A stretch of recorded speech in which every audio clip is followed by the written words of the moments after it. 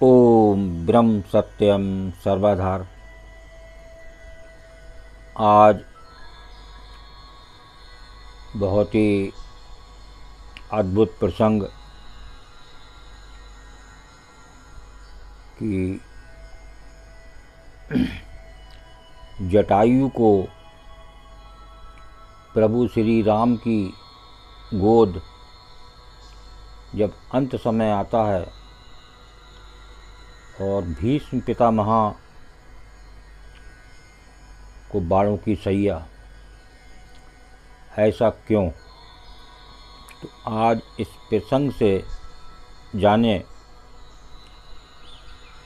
कि इस प्रकार का ऐसा क्यों हुआ। एक पक्षी राज को, जटायु को प्रभु श्री राम की गोद और भीष्म पितामह को बाणों की सैया। तो आइए प्रसंग का आनंद लेते हैं।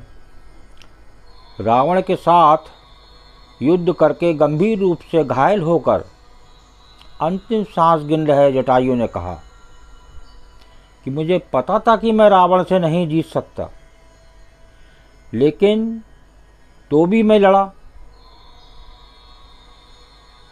क्यों? यदि मैं नहीं लड़ता तो आने वाली पीढ़ियां मुझे कायर कहती। ये पक्षी जटायुराज कह रहे हैं और आगे बताते हैं कि जब रावण ने जटायु के दोनों पंख काट डाले तो काल आया, और जैसे ही काल आया तो गिद्धराज जटायु ने मौत को ललकार कर कहा। देखिए, जटायु ने पंख कटने के बाद मौत को भी ललकार दिया। खबरदार ए मृत्यु, आगे बढ़ने की कोशिश मत करना। मैं मृत्यु को स्वीकार तो करूंगा, लेकिन तू मुझे तब तक नहीं छू सकता जब तक मैं सीता जी की सुध प्रभु श्री राम को नहीं सुना देता।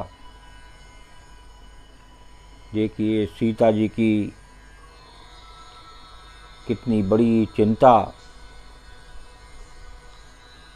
और जब तक बता रहे हैं कि उनकी सुधि प्रभु श्री राम को नहीं सुना देता, मौत उन्हें छू नहीं पा रही है, कांप रही है। खड़ी होकर मौत तब तक खड़ी रही, कांपती रही।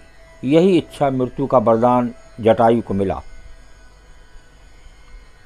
किंतु महाभारत के भीष्म पितामह 6 महीने तक बाणों के सैया पर लेट करके मौत का इंतजार करते रहे। भगवान मन ही मन मुस्कुरा रहे हैं। कितना अलौकिक है ये दृश्य। रामायण में जटायु भगवान की गोद रूपी सैया पर लेटे हैं। प्रभु श्री राम रो रहे हैं और जटायु हंस रहे हैं। वहाँ महाभारत भी भीष्म पितामह रो रहे हैं, अब भगवान श्री कृष्ण हंस रहे हैं। भिन्नता प्रतीत हो रही है कि नहीं? देखिए, कैसी भिन्नता है कि प्रभु श्री कृष्ण हंस रहे हैं और अंत समय में जटायु को प्रभु श्री राम की गोद की सैया मिली, लेकिन भीष्म पितामह को मरते समय बाण की सैया मिली। जटायु अपने कर्म के बल पर अंत समय में भगवान की गोद रूपी सैया में प्राण त्याग रहा है। देखिए, जो जटायु ने प्रभु श्री राम की गोद में प्राण त्यागे, वो कर्म के बल पर, जो उसका कर्म था उसके बल पर प्रभु श्री राम की गोद मिली। प्रभु श्री राम की शरण में और बाणों पर लेटे लेटे भीष्म पितामह रो रहे हैं। ऐसा अंतर क्यों?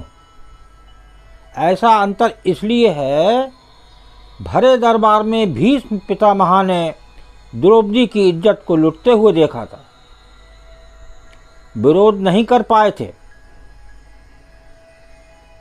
जब द्रौपदी की इज्जत पर हाथ डाला जा रहा था तो भीष्म पितामह नीचे गर्दन डाले बैठे रहे, किसी से कुछ नहीं बोल सके।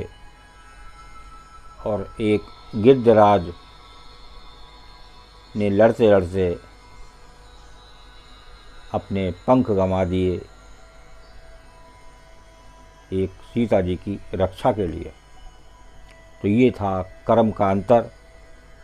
दुशासन को ललकार देते, दुर्योधन को ललकार देते, लेकिन द्रौपदी रोती रही, बिलखती रही, चीखती रही, चिल्लाती रही, लेकिन भीष्म पितामह सिर झुकाए बैठे रहे, नारी की रक्षा नहीं कर पाए। उसका परिणाम ये निकला कि इच्छा मृत्यु का वरदान पाने पर भी बाणों की सैया मिली। इच्छा मृत्यु का वरदान मिलने के पश्चात भी बाणों की सैया। और जटायु ने नारी का सम्मान किया, अपने प्राणों की आहुति दे दी, तो मरते समय भगवान श्री राम की गोद की सैया मिली। जो दूसरों के साथ गलत देखकर भी आंखें मूंद लेते हैं, उनकी गति भीष्म जैसी होती है। जो अपना परिणाम जानते हुए भी औरों के लिए संघर्ष करते हैं, उसका महात्मा जटायु जैसा कीर्तिवान होता है। सदैव गलत का विरोध जरूर करना चाहिए। सत्य परेशान जरूर होता है, पर पराजित नहीं होता। तो देखिए, सत्य के लिए बता रहे हैं कि सत्य पराजित होता है, लेकिन जो है एक सत्यता में धैर्यता होती है, एक दुख नहीं होता, एक तसल्ली होती है, एक मन में शांति होती है। अंत में सत्य की विजय ही होती है। तो आज जो प्रसंग आपने श्रवण किया, तो आज स्थिति बिल्कुल ही देश की ऐसे ही है कि पक्षी अपना कर्म उसी प्रकार कर रहे हैं जिस प्रकार 100,000 वर्षों पहले था। लेकिन मानव के कर्म बदलते चले जा रहे हैं नित्य। तो ये है एक प्रभु की माया। तो प्रभु की माया को जाने, तभी कुछ शांति मिल सकती है। ओम ब्रह्म सत्यम सर्वधर्म। दास कागरे चैनल अच्छा लगा हो तो इस वीडियो को ज़रूर ज़्यादा से ज़्यादा शेयर करें। ओम ब्रह्म सत्यम सर्वधर्म।